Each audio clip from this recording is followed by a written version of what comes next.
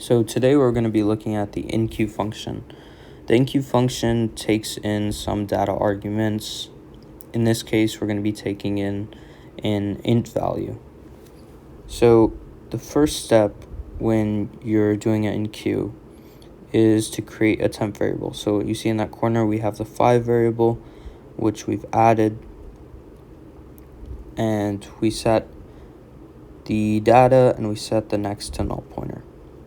This is our temp variable up top. Now that we've done that, we want to check if the queue is empty. So for example, we're filling 5 or some data arguments. Next, we want to check if the queue is empty.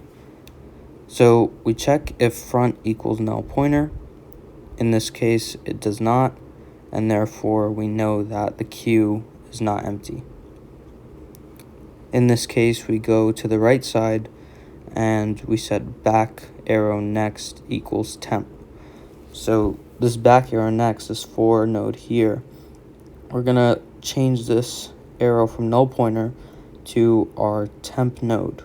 And now from there, we take our back pointer and we point to the temp node.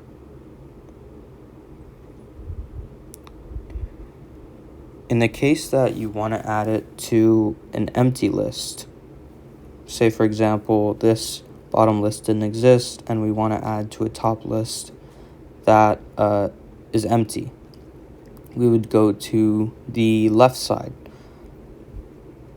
So first, we fill our temp variable, we check if the queue is empty. Since it is empty, we now set this node to front and back.